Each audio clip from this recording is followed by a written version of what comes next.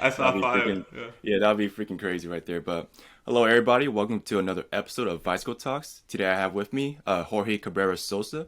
He is a car enthusiast, great person, and the co-founder of GTO Lifestyle. And thanks for being here, man. Yeah, totally. I'm happy to be here. Yeah. Yes, what I was kind of anticipating the whole time was that you're gonna ask me to go skydiving. Actually, Oh. remember that? I remember that. I love doing crazy things like that. It just it's the way to live, you know? Yeah, for sure, man. You're so spontaneous because I feel like sometimes people on IG kind of just front or just say like, "Oh, I'm going to do this, I'm going to do that," and I was like, "Yeah, I'm down to go skydiving," and then I remember the next hour you texted me back saying, "Hey, so you down?" And I was like, "Oh shoot, man, this guy is serious," because I've never gone skydiving before, so just kind of being put in that position, I was like, "Man, this guy means business." Yeah, it really just shocked you, right? Yeah, yeah, I was shook of, yeah, Yeah, to say I the least. think besides you, I had one other person that was actually like pretty down, and we were gonna do it in Santa Barbara. Okay. But since I'm a car enthusiast and he's also a car enthusiast, we were gonna do a road trip out of it. We're gonna Okay. have like some type of like road trip for adrenaline junkies. So we're gonna take Highway One all the way down to Santa Yeah, just go Barbara. along the coast. Yeah, yeah, yeah. And then finish the scenic drive by just driving up to the Santa Monica airport and Mm. just skydiving. Yeah. Dude, that sounds sick, man. Did you guys ever do it? So I'm not sure if you saw that earlier this year. There was a huge landslide on Oh, Highway One. So unfortunately, a pretty big section of Highway One just crumbled down. oh, So dang, dude. I heard they're gonna Yeah. start rebuilding that sometime Oh, later wait, this month. was that near the Bixby Bridge? Further south, further south. Okay, Yeah, never mind then. Yeah, because I heard yeah, something about the Bixby Bridge kind of like breaking apart too. So that's kind of really sketch right there. yeah. So hopefully they rebuild soon enough, and we'll be doing Yeah, that get road the trip, and infrastructure you're gonna be going. signing up too. Yeah. Oh, no, I'm down, man. Actually, I was gonna say, there's actually here, Monterey Bay skydiving. There's something about them being like the highest altitude jump. That's how I Like did not it. not like Red Bull level, but like, just pretty high in California. So that sounds, pretty sick right there too. 18,000 feet. 18,000? Oh, okay. Yeah, And you even know I the did it exact. for my 18th birthday. Oh, wow. Yeah, Man, you're a yeah. madman right there. Back when I was in high school, my old neighbor he used to do all the filming for the skydiving at the Marina Airport. Uh, And one day I'm walking home from school, and he tells me, "Hey man, you want to go skydiving?" And I'm like, "Yeah, sure, why not?" yeah, why not? And then he's like, "Wait, but how old are you?" I'm like, "Oh, I'm 17." He's like, "Oh, you gotta be 18 to do it." So I had a few months to mentally prepare for it, and the day it came, it was just so much fun. Dude, that sounds pretty awesome. I'm definitely down to do it one day. Just yeah, no, I'm down to do it soon. Just hit me up, man. We'll make it happen, if Yeah, anything. mentally prepare for it, and to be honest, when you're at that door, they open the door. You're looking Mm. down, 18,000 feet. You could see the whole bay. You could see San Jose. Yeah. Uh, you I just bet you can you see your jump. life flashing before you too. Yeah, it feels bizarre. We're Yeah. not used to jumping and then not landing right away. So you feel like you're supposed to land, but when you get out that door, you just fall and you Mm. fall and you fall. But you don't get that sensation as like in a roller coaster, like when your stomach drops. Yeah, yeah, yeah. It you just fall and that's it. So it's honestly really good. It's a great experience. That sounds terrifyingly blissful right there, It's to say the peaceful. least. Yeah, but aside from that, last week was Car Week for like the first time since last year because of the whole pandemic. And so, tell me a little bit about GTO Lifestyle. So what do you guys do as a car company? Yeah, so I mean, I started GTO maybe 2 years ago. I came up with the idea with a friend. We were doing this road trip to this car event in LA called Beamer Fest. My first car was a BMW, and this guy also had a BMW. So a pretty big group of us, drove down together, and just had such a great time on the road. And we drove to this place called Fontana, East LA. the Auto Speedway, and it was a great event. I love going to all these events, seeing the cars. But the older you get, the more it becomes about the people and the experiences. Yeah, yeah, for So sure. I remember I'm there with my friend from Sacramento. His name's Vlad, and we're looking at these cars, and we're like, these cars look great, but it'd be even greater to drive. To go out for Yeah, a drive to drive them. yeah, of course. So we go back to where everybody was parked, and we're like, well, we saw enough. We're gonna look for some twisty roads and just go drive. And they were like really into that. They're like, oh, let me know what you find. And so we go up this random road. To this day, I don't remember what road we took, but it was just such a great experience that from going to this event, it was just so much more fun to just go out and drive and to meet people that way. And so I created a GTO with my friend to, sort of get out of, just going to car shows and getting out there and actually driving and enjoying the cars. Yeah, no, there's definitely like a strong community in the car market, or like, people who love cars. Like you definitely see it here in Monterey too on a daily basis, not just in concourse, but like at random car meets, like in, like at random parking lots and whatnot. So, where does your love for cars come from? Yeah, so for most people, I feel like it starts, their dads took them to the racetrack or something, right? There's some very like common ways, right? But for me, it was in middle school. I had a cousin that lived in Carmel Valley, and I loved going to his house for the weekends. And one day, he accidentally injured me. We were messing Oh, around the whoa. river. Yeah, We're being stupid, right? yeah. And so I messed up my ankle. I had a swollen ankle. Mm. They take me back to my house.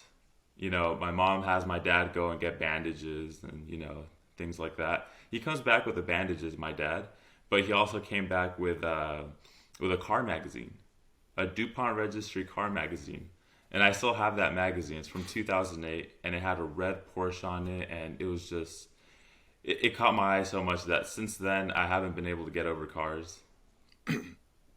Dude, that's beautiful, man. So I'm assuming you're a big Porsche guy then, huh? Well, I'm very nostalgic in that way. So that being my Yeah. first car that I saw, that's ultimately the dream car now. Yeah, To yeah. go from seeing it on a magazine as a 12, 13 year old to, Mm. one day seeing it in the garage. That's the goal.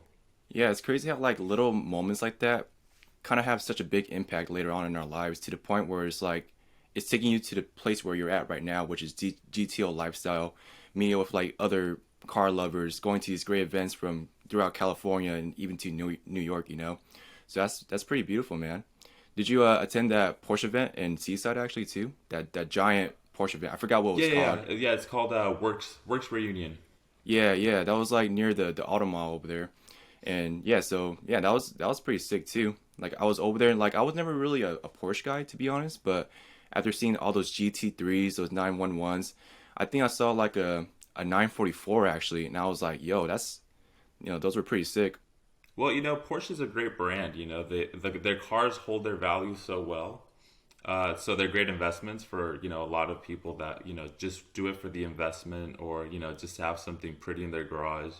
But there's cars that appeal to everyone. They're one of the few companies that still make their cars in a manual. Where most people are going fully automatic, hybrid, or even electric.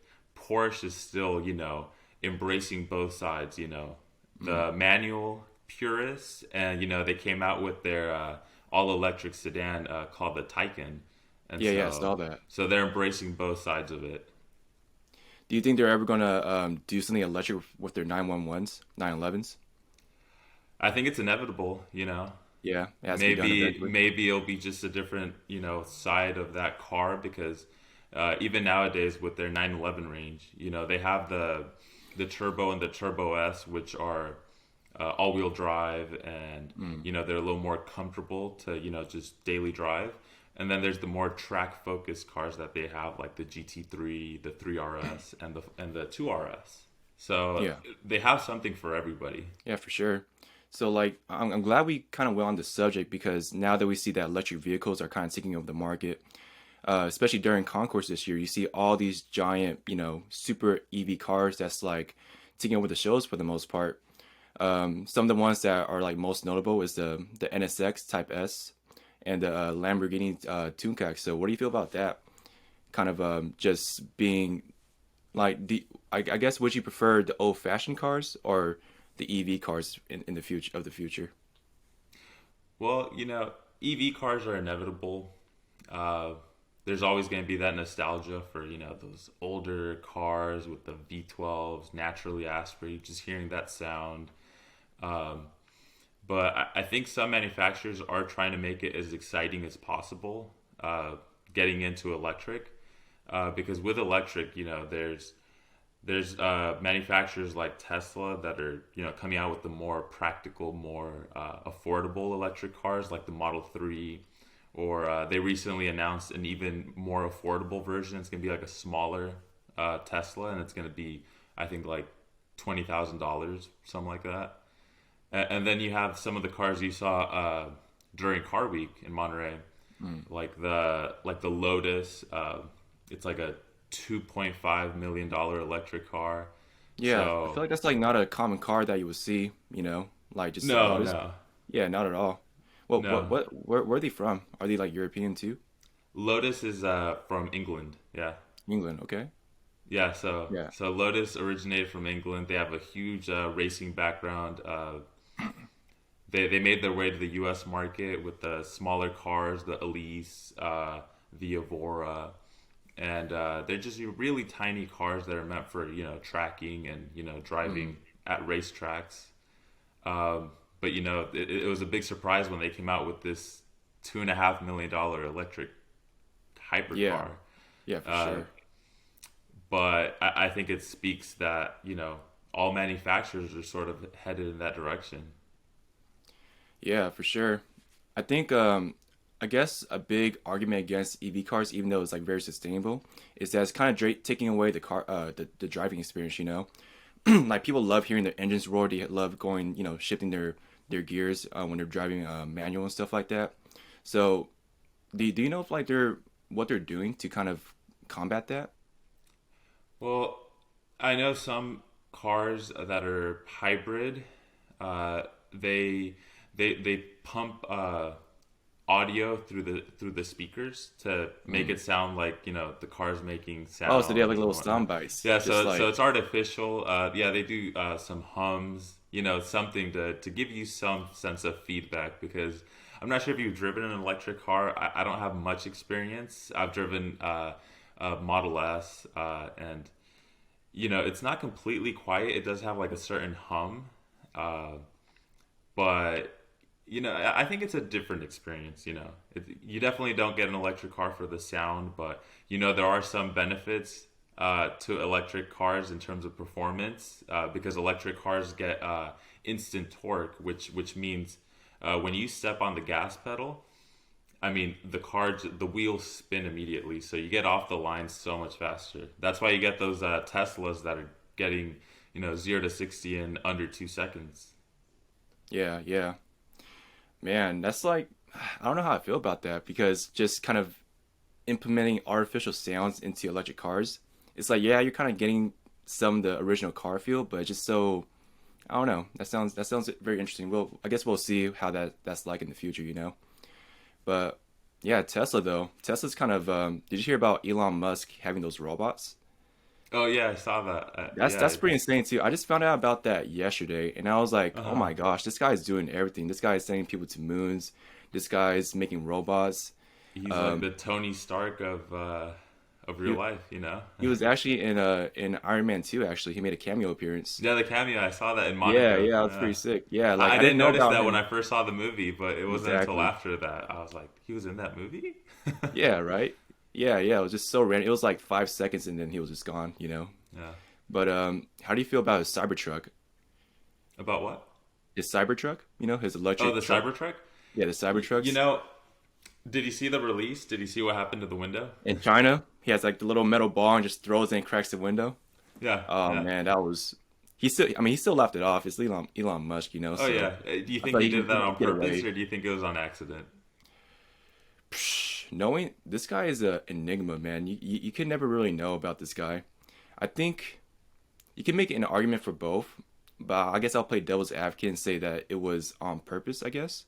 So it can be like more of a marketing ploy right there. Because like, there's no way if this guy's making rocket ships to outer space, and with man-made, people in those rocket ships, it's like he can make a bulletproof windshield that won't crack against a metal ball. He probably wasn't even throwing that hard too in the first place. Hmm. Yeah, I don't So think I he's think played it was I baseball in think the it was past, set so up. I think yeah. what was that? Yeah, I don't think he's played baseball in the past, so. Yeah, yeah. He's been coding his whole life, So I Which is definitely think it bizarre was. considering how the truck already looks. If you're already coming out with a truck that looks so polarizing, so different from everything that's out there, you wouldn't think he'd need to get the extra attention by breaking the window. But Well, you know, well, I think like the EV market is so big nowadays. Like, there's a lot of Chinese electric car brands too out there. I can't name anything. Like, there's one, I guess, NIO. That's like a upcoming electric Chinese car brand. And then you just see like, I guess, more car manufacturers like Ford, Volkswagen, and even like just by example of last week of all the supercars, everybody's transitioning to electric vehicles. So I think in this case, like Tesla or Elon Musk knows that he's up there, but he just has to stay up there and he's doing that by doing such crazy stuff like cracking his Cybertruck. So I don't know. This guy's crazy. I mean, if anything, he has an army of robots to take over the road. So there you who go. knows? We're gonna be living in the science fiction world pretty soon. Yeah, dystopia 1984 or something. But yeah, man, I think I'm gonna wrap it up now. Do you have All like right. any last comments or questions to talk about topics? You know what? Well, seeing how this is all related about cars and whatnot. Well, for me, besides GTO, I'm also what got me to know as many people as I do now is Mm, I feel like it started in Car Week mm, because I started volunteering on this thing called Exotics on Cannery Row. I'm not sure if you remember mm. that. It was this Yeah, no, I huge do. show. Yeah. Yeah.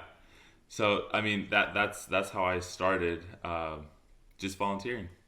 I just started as a Okay. volunteer, working hard, and that gets people's attention. And so Mm, afterwards, you get so many doors opening for yourself where you finally start getting paid for what your passion is. So, mm, for anybody that sees this, you might see the things that I get to do nowadays, driving the supercars and going on these crazy road trips and whatnot. But it all started volunteering, working hard, and networking, getting to know some people, and you work hard enough, and people start calling back, and you start doing crazy things and getting crazy opportunities. So that's one thing I could say. there you go, man. You're a man of value and cars, man. But thank you, Jorge, for your time, and thank you, everybody. Yeah, thank you for having me.